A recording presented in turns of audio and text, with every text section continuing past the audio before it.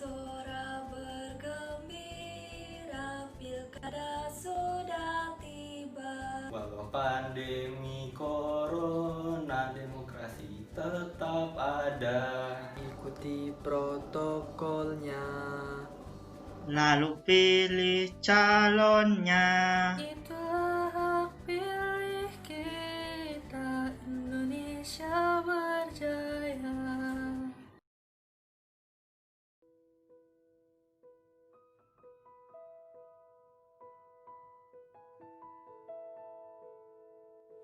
Perkenalkan, nama saya Desa Amadevina Puspitasari dari kelas 11 MIPA 3, absen 4. Seperti yang sudah kita ketahui bersama, pada tanggal 9 Desember 2020 nanti, Indonesia akan melaksanakan pilkada atau pemilihan kepala daerah secara serentak. Lalu, apa itu pilkada?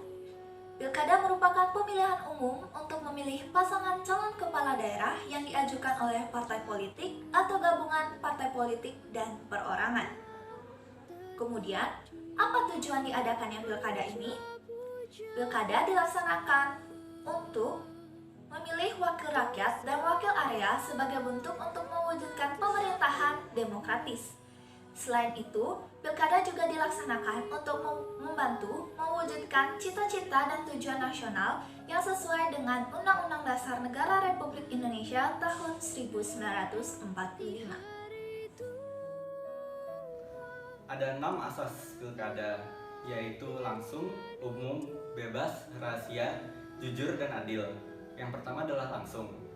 Langsung artinya setiap masyarakat yang telah memenuhi syarat untuk mengikuti pilkada berhak untuk memberikan suaranya dalam pilkada secara langsung tanpa adanya perantara apapun. Lalu bebas, asas ini memberikan hak kepada warga negara untuk mengikuti pilkada.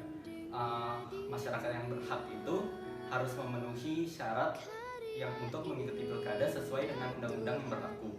Lalu bebas artinya setiap orang yang telah memenuhi syarat untuk mengikuti pilkada bebas untuk memilih calonnya tanpa adanya paksaan dari pihak apapun dan keamanan mereka itu dijamin. Lalu rahasia artinya pilihan semua peserta pemilu pilkada dijamin kerahasiaannya. Lalu jujur artinya dalam pelaksanaan pilkada itu baik itu penyelenggara, peserta, aparat pemerintahan maupun pengawasan pilkada dilaksanakan secara jujur sesuai dengan perundang-undangan yang ada. Lalu adil artinya setiap peserta maupun calon pilkada diperlakukan secara adil tanpa adanya kecurangan apapun. Saat ini Indonesia sedang berhadapan dengan situasi pandemi, yaitu pandemi virus COVID-19, di mana virus ini adalah sebuah virus yang menginfeksi saluran pernafasan dan menular melalui kontak langsung dengan penderita. Karena itu, saat ini Indonesia sedang melakukan pengantisipasian terhadap virus ini dengan cara menghindari kontak langsung dengan orang lain atau menghindari perkumpulan dengan banyak orang di satu tempat, dan kalaupun kita harus keluar rumah, gunakanlah masker dan menjaga sanitasi kita. Sementara tahun ini seharusnya diadakan pemilu, di mana pemilu ini membutuhkan banyak orang untuk berkumpul bersama untuk memilih.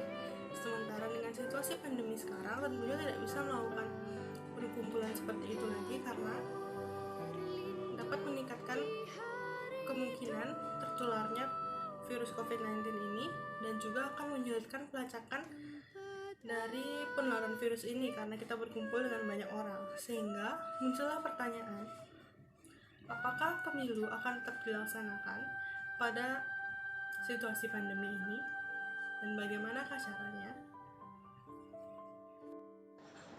Prinsip demokrasi Pancasila. Prinsip demokrasi Pancasila ada 10. Yang pertama, hak asasi manusia setiap warga negara dilindungi. Yang kedua, semua pengambilan keputusan harus dilakukan pada musyawarah. Yang ketiga, pemilihan umum yang kompetitif dan adil. Yang keempat, apa yang menjadi cita-cita nasional dan tujuan negara Indonesia harus didukung dan dilaksanakan. Yang kelima, hadirnya partai politik atau organisasi sosial politik adalah menampung berbagai aspirasi rakyat. Yang keenam, rakyat adalah yang menentukan kedaulatan negara ini, dan kedaulatan negara harus terlaksana sesuai dengan Undang-Undang Dasar 1945 yang tertuang pada Pasal 1 Ayat 2. Yang ketujuh, pelaksanaan kedaulatan rakyat sifatnya bebas dan bertanggung jawab. Yang kedelapan, dalam menjalankan sistem pemerintahan Indonesia, maka negara harus menjalankannya sesuai dengan aturan hukum yang tertuang di Undang-Undang Dasar 1945, bukan hanya dilaksanakan sesuai dengan kekuasaan yang berlaku. Yang kesembilan, kekuasaan paling tinggi semuanya ada di tangan rakyat dan tidak boleh ada yang mengganggunya, sekalipun itu pemerintahan tertinggi di negara ini. Yang ke-10 atau yang terakhir, negara menggunakan sistem konstitusi dalam menjalankan pemerintahannya dan tidak boleh ada absolutisme. Absolutisme adalah prinsip atau pelaksanaan kekuasaan penuh dan tidak terbatas dalam pemerintahan. Perkenalkan, saya Ari Danda Putra dari 11 MIPA 3 absen 2. Pada kesempatan kali ini, saya akan membahas poin kelima, yaitu nilai dasar dan nilai instrumental. Nilai dasar Pancasila merupakan hakikat, makna, atau esensi yang terkandung dalam Pancasila itu sendiri. Nilai dasar ini bersifat universal karena merupakan sesuatu yang dianggap sebagai evident truth atau sebuah kebenaran hakiki yang disetujui oleh semua orang. Karena merupakan kebenaran hakiki, tentu saja nilai dasar ini merupakan nilai-nilai positif yang berguna bagi semua orang. Sedangkan nilai instrumental adalah instrumen-instrumen yang menjabarkan parameter dan cara untuk mencapai hal-hal yang diamanatkan oleh nilai dasar.